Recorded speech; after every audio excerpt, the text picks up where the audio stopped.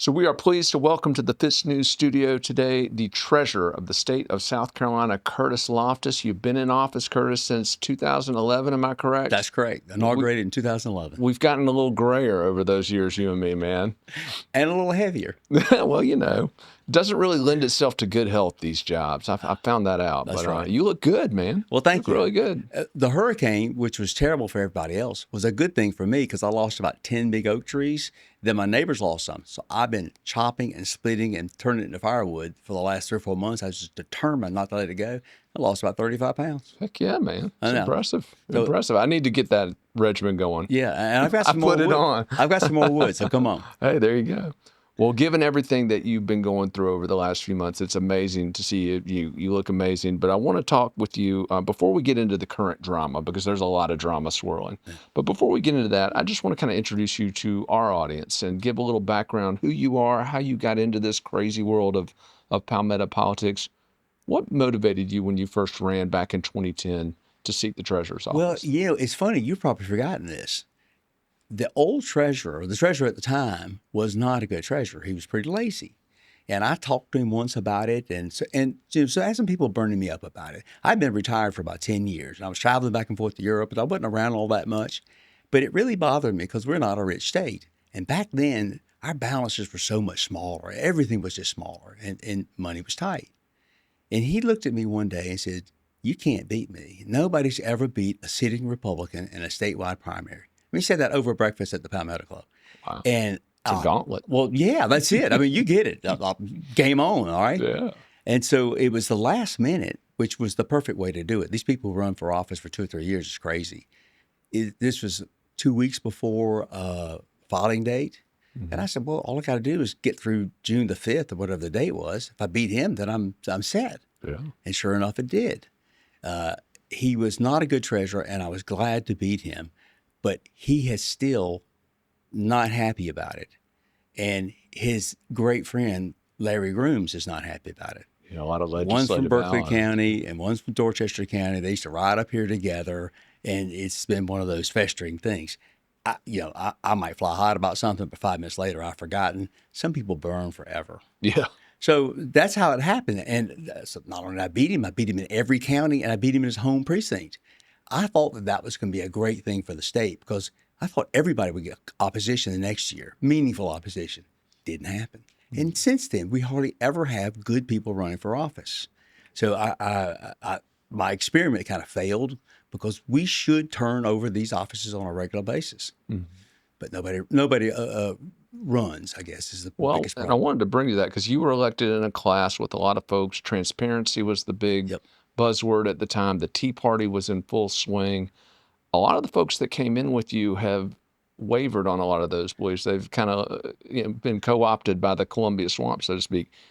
You've been the opposite. You have challenged some of these entrenched interests in Columbia. And I want to talk about one of those battles that we covered extensively here at FITSNews, your fight against some of the entrenched interests with the state retirement system investment commission. Yeah. You were pushing hard to modernize the way that we ran those investments, insisting on better returns. Tell us a little bit about that fight and some of the enemies you made in the process. Well, this is the second time you said something that's prescient, because this is where all my problems really started, was the investment commission. The Retirement Investment Commission used to be at the Treasurer's office long before I came along, and they moved it out because it was under an elected official. The parallels now and then are amazing. So the treasurer was the sole investor, and we were about 92% funded, if I remember correctly. It's been some years, but it was close to that. So, and that's very, very good. That's acceptable. They moved it to an independent commission. The treasurer still had a seat, but he was only one of like 5, so he could easily be outvoted. Promptly, they ran up a debt of $32 billion. Wow. It is by far the largest debt of the state. It still exists. Every 2 weeks, the taxpayer pays on that bill. They pay in higher employer taxes at the state, county, and city level. They pay higher salaries because the pension plan costs so much. We have to pay the employees more so they can pay their share. So it's a real tax, and it's $32 billion. To put that into perspective, our general obligation debt of the state is about $700 million. Wow. Yeah. And That's so people fascinating. forget that. And what that was all about was they took it from somebody who was accountable and gave it to people who wasn't accountable. Now, guess who was behind all that?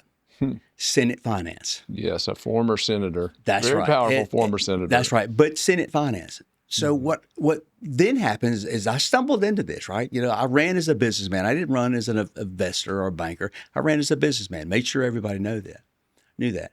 And so I get on the commission, and I couldn't figure this stuff out. None of it made sense. Not that I couldn't understand it. It's just like 2 + 2 didn't equal 4. Long story short, it became the great pension wars that was played out all around the country.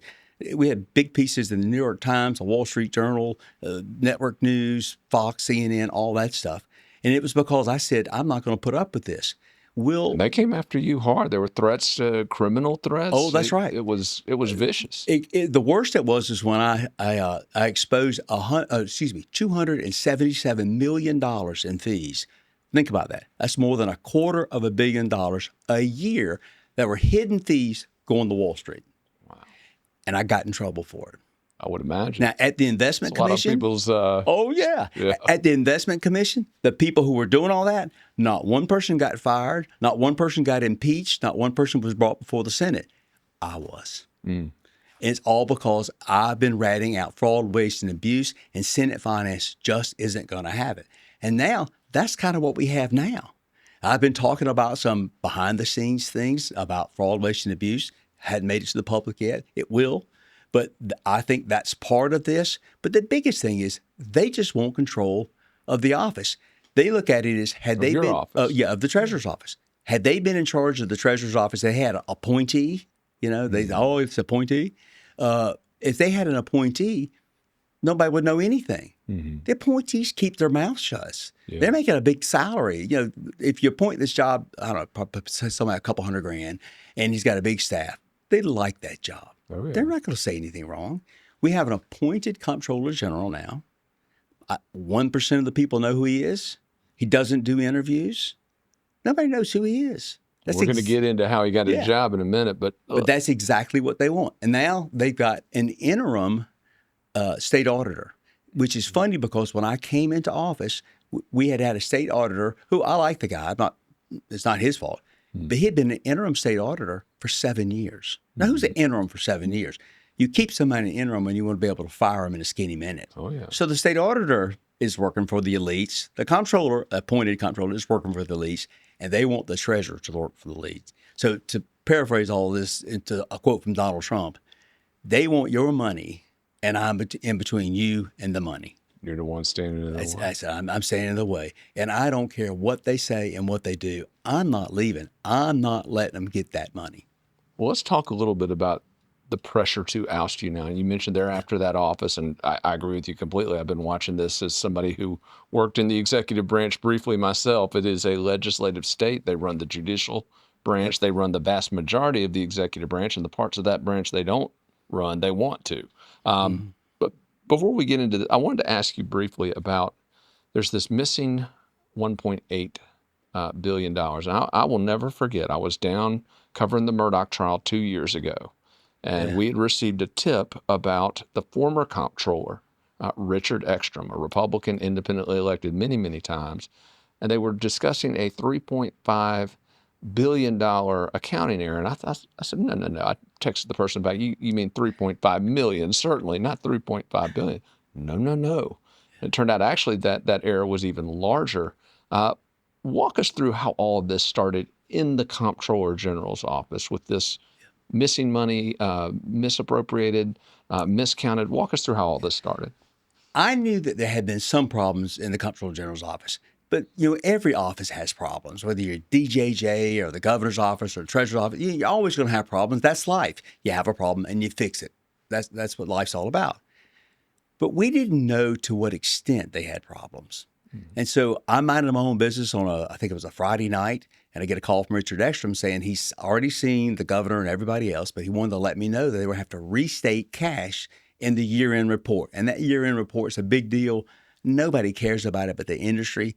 But, the average person's never seen it or would have seen it. It's 335 pages long, right? Yeah, but it's So, the annual. It's yes, what they base the loans on. It's what they base. that's right. Everything. Oh, yeah, it's very important, but it's not the kind of thing you pick up a reading. Mm-hmm. And they had to restate the cash because they had overcounted cash. Mm-hmm. And long and short of all, COVID money, right? Or to universities? What it was errors in their system. The universities and certain other large groups, they're audited outside the state. So they report all that back. Okay. And the Comptroller General's office was just counting their cash twice. Oh, wow. And they couldn't figure it out for years. And so we didn't know this. They restated cash by $3.5 billion. It was actually more than that. It was $5.9 billion.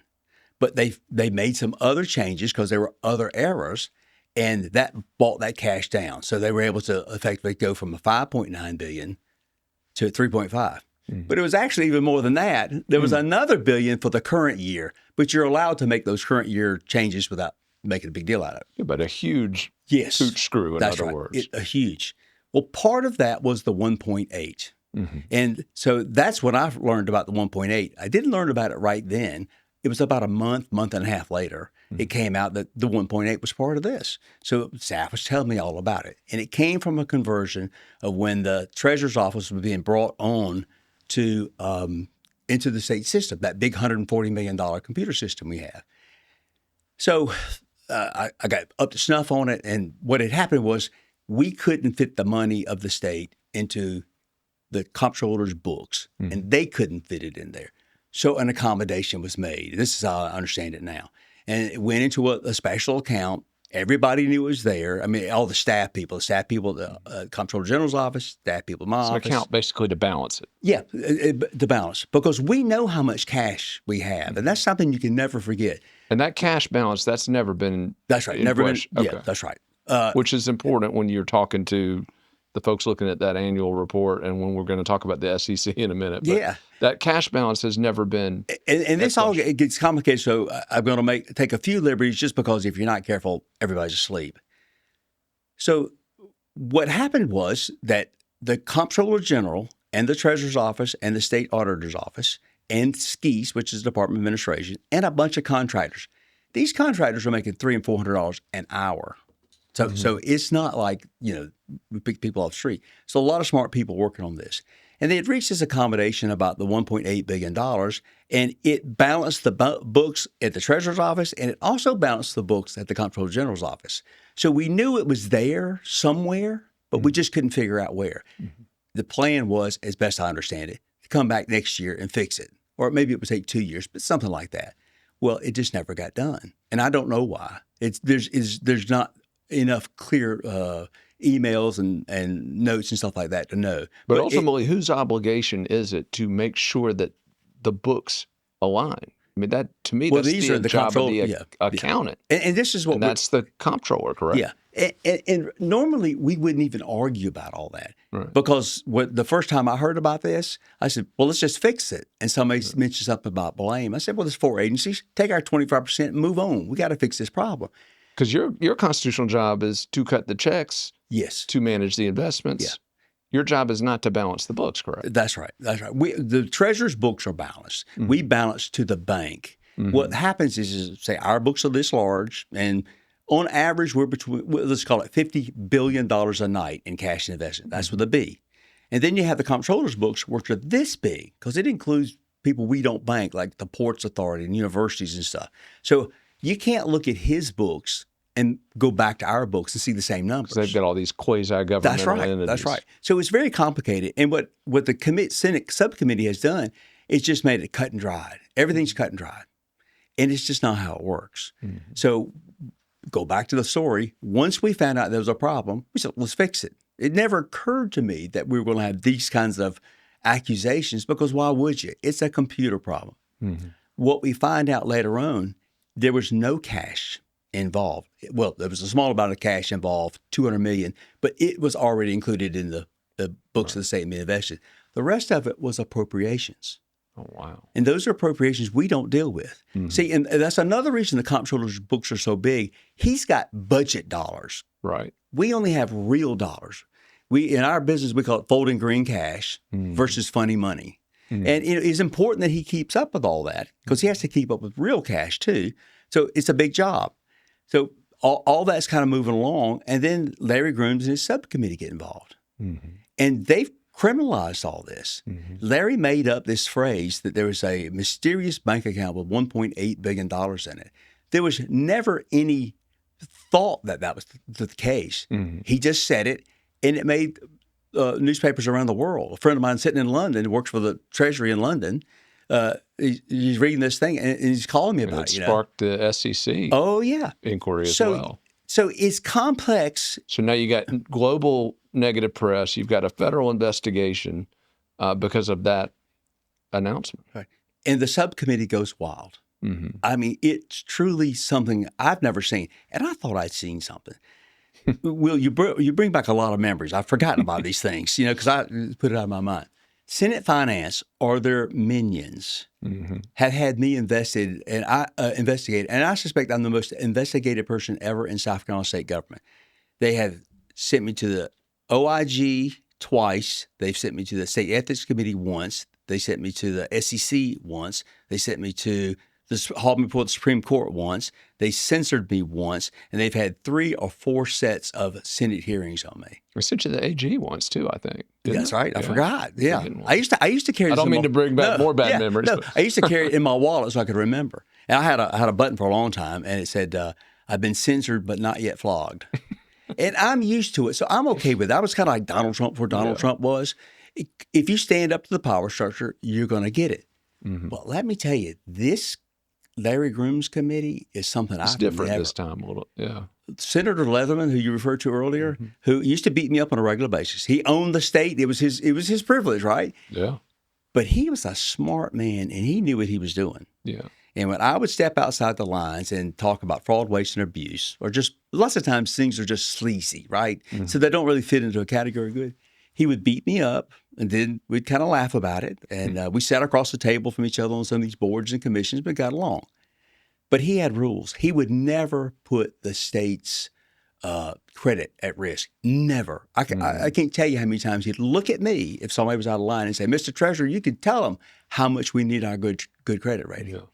He would never put our ability to borrow money at risk, not just the credit rating, but to borrow money.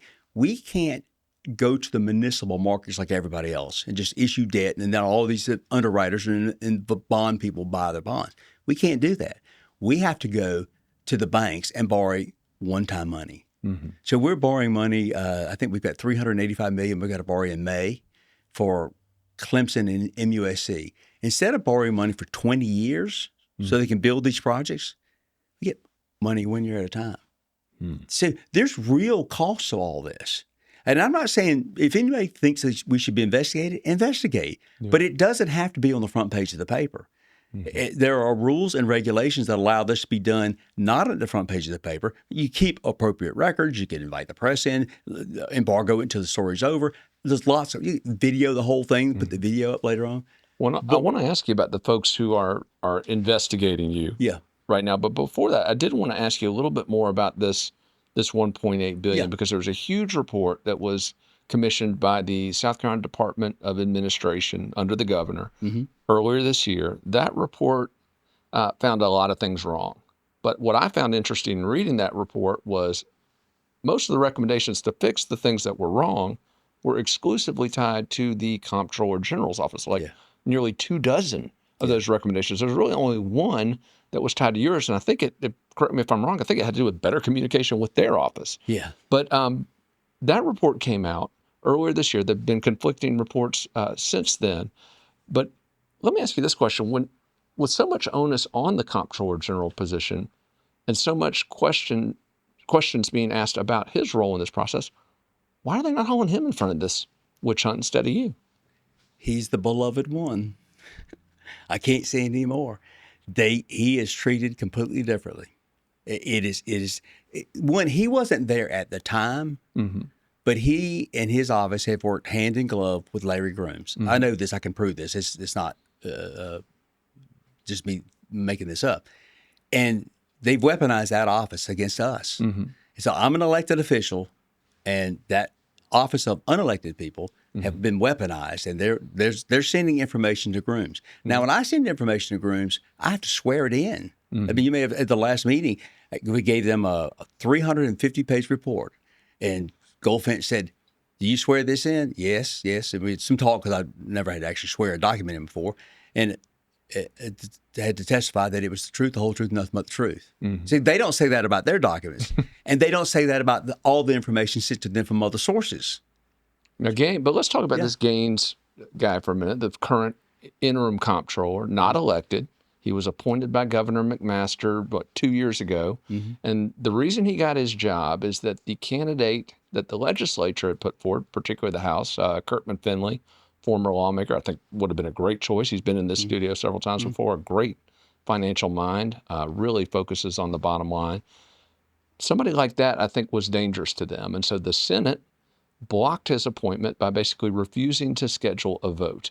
And it was the Senate Finance Committee leading that fight because they had somebody of their own picked, which kind of goes to what you were saying earlier. But Gaines sent you a letter back in December of 2023. I think it was December 12th, 2023. If I'm not mistaken, and we're going to pull it up here so folks can see it, but instructing your office to recognize that money and to basically certify it as cash that Larry Grooms could spend. And we're going to talk about his spending and his addiction to spending here in a minute. But how is this letter not a smoking gun? And at that point, anything you did, let's assume you did screw up, at that point, you were told to do it by the comptroller. What am I missing? In his letter, he said that the comptroller, the state auditor, and the outside audit firm believed it was cash and it belonged in the general fund and should be reported to the General Assembly for appropriation. Meaning to spend. Yes, for appropriation. Meaning that money can be spent. That's right. I didn't do it because I had my doubts. What I do know, and this is what they twist, I know how much money we have. I can tell you, I mean, we balance to the bank. And it's between, let's call it $50 billion a night. We can make all that work. We can show it to you. Alex Partner said we reconciled back. That's not the question. The question is for Grooms is, how does it show up in the comptroller's books? And see, we don't understand all that. We don't do all that. The comptroller's office makes cash and appropriations in some of the same accounts. Should have never done it. Yeah. But see, we can't get answers because nobody wants to know those answers. What they want to do because they've got their guy in that office. That's now, right. Is basically it. And I want to be careful because I've been thinking about this a lot. I watched my office staff come out of their offices last week when Grooms had been on the floor. And when he calls me a crook and a criminal, a liar, he's calling them because we all live in the same world. But it affected me like very few things in my life because they came out independently, one by one, kind of just drifting toward the conference room. They weren't mad. It wasn't gallows humor they weren't talking. They were stunned. I mean, this is a group of bankers and lawyers and administrative people and very talented people. They're just stunned by all of this. They can't understand it. And when we read this report and we see them on TV, we can't see where we're in this, but we're the object of it. And it goes back to what we talked about earlier. They're not under oath. When Nancy Mace went to the floor and did what she did, whatever the truth of it is or not, I thought at the time that shouldn't be allowed because that gives her such an advantage. And it's her world and she can do it. And I'm not knocking that. But this whole immunity stuff, if you want to use it, nobody's safe. The governor's not safe. Nobody's safe. They have no obligation to tell both sides of the story. They have no obligation to tell the truth. They have protection. If they slander you, if they libel you, if they conspire against you, there's nothing you can do about it. And just think about that. I walk into a room, I have to swear to tell the truth, the whole truth, and nothing but the truth. They can throw me in jail for perjury. The law says the committee chairman will go to the attorney general, declare a perjury, and the attorney general will file the charges, not me. So this is incredible power they have. And I think the real story here is not this 1.8, which has been solved. The real story is that the Senate no longer has rules, and they've discovered their real power. Well, and I wanted to ask you about that because we were talking about it a moment Yeah. ago, just the total imbalance of checks and balances in South Carolina government. It's been that way since the late 19th century when the flawed, antiquated 1895 Constitution was drafted. We have a legislatively run state. And as I mentioned earlier, the power they don't have, whether it's limited executive oversight that they currently don't have, they're trying to get. And I wanted to ask you about that because they've now installed their choice in the Comptroller General's office, which is ostensibly an independent, should be an independently elected post. Coming for your job. In fact, some have speculated they could take a vote within this legislative session to oust you. Yeah. That would be both of those financial offices now totally under the control of the state legislature. The protection is that the House is firm. The House believes in elections. House has always been bawdy place, right? For the 15 years I've been there, I still don't understand what they do. Because, it's a brawl in there every day, every year. It's always something different. And it's just how it was designed. But they go up every 2 years. They know who they represent. Yeah. The Senate's not that way.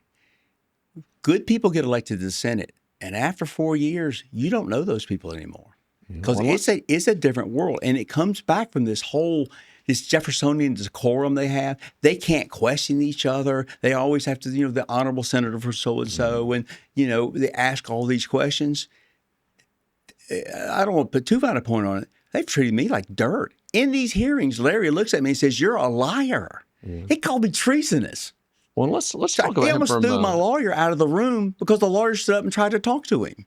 And we literally had 6 guards come for a state government lawyer who hadn't been talking for 10 seconds. Well, let's talk about him for a minute, though, because it's starting to appear to me that the root issue of all this is the money. They want to control 100%. not only the appropriations, but they want to control how it flows through the system, which is they don't want anybody who's going to squeal.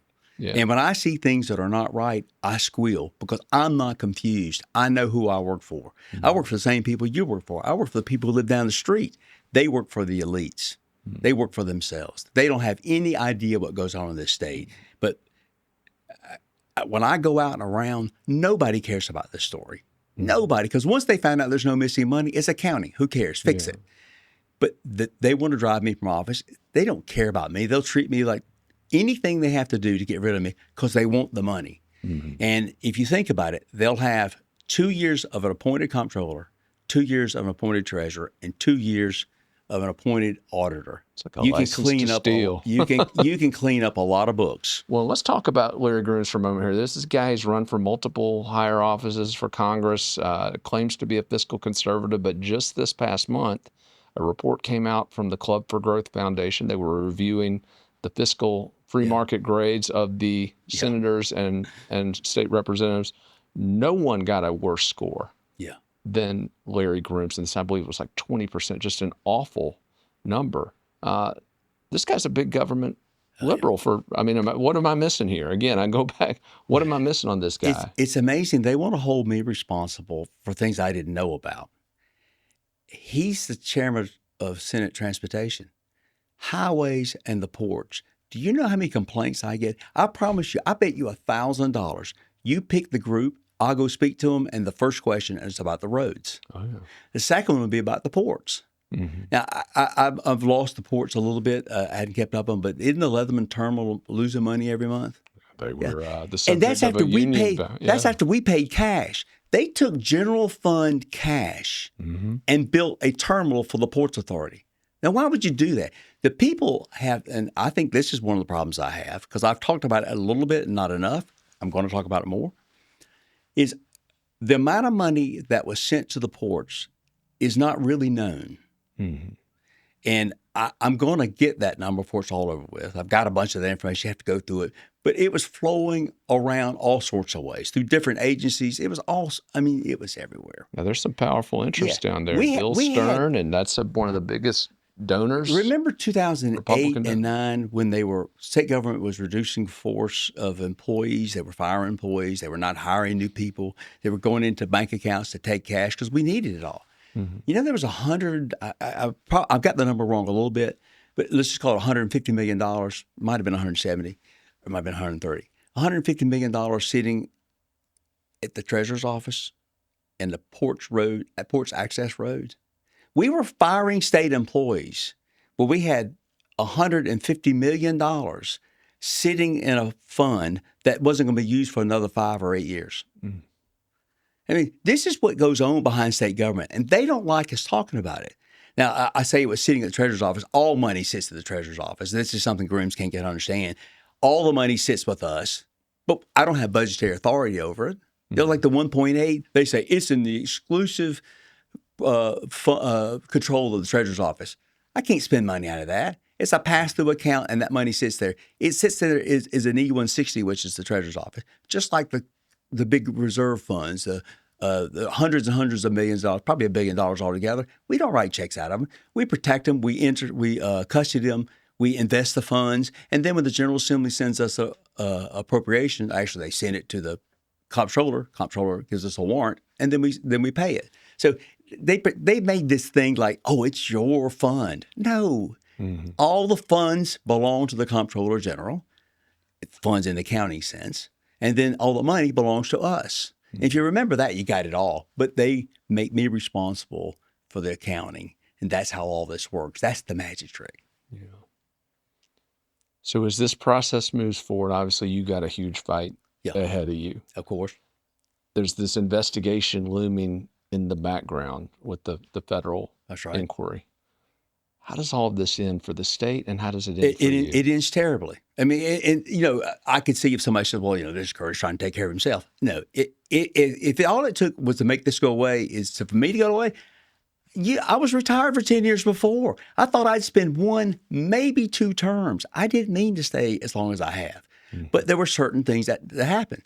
Well, one of the things that Larry's done by putting this on the front page of the paper is he's confused everybody. Because every time he opens his mouth, he's not correct, right? And then because he gets more information later on. So it's confusion. Well, the people who were thinking about running for treasurer, and I've been talking about retiring for 2 years. I've been asking people, run. I wasn't going to endorse anybody. They've all said, hell no. Why would I do that? Who's going to put up with this? Yeah. So I'm going to run again, and I'm going to spend the money. You're going to run again? Oh yeah, I'm going to run again, and I'm going to spend the money to buy the ads to tell what's happening. I can afford to do it, and I'm going to do it. I was, like I said, I've been looking at a house in Colorado for 6 months and putting 2 or 3 bids. I gotta quit that thinking because I've got to stay. I can't turn my back. I lost both my parents the last few years, and if my dad knew that I turned my back when I was needed the most. You can't do that. And I don't care what Larry Groom says. That Senate has no rules, and the people need to know that. I think the House leadership knows that. The House has been great. They tell me, we appreciate elections. We've seen nothing criminal or egregious. We're with you. The governor's the same way. Virtually everybody's with me except for Senate Finance. Mm-hmm. If I have another senator tell me, we don't understand this issue, it's complex, so we just defer to Larry.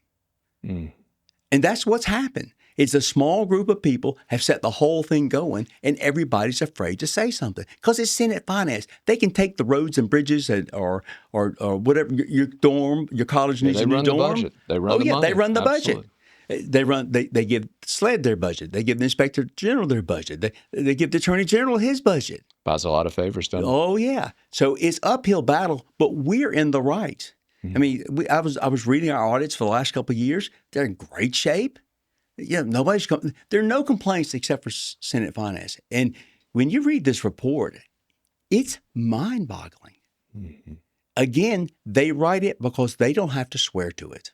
No. If they had to swear, if you know a lawyer that can get me and Larry Grooms in a courtroom, I don't care how we have to do it, and we'll both have to raise our hands, you will see that hearing's over in about 5 minutes. Because they're not going to swear to what they wrote, and they're not going to swear to what they say. Yeah. They know better. So this is, and again, it's about the 1.8, which is appropriations, not real dollars. No money's been lost. No money's been stolen. Not one agency has a dime more or dime less. Not one taxpayer. Not one vendor. None. None of that was there. It's all accounting. Mm-hmm. And Larry Grooms is using it to get rid of me because he wants to control it all. He's been there for almost 30 years. Mm-hmm. And I can only hope the people of Berkeley County wake up and help us.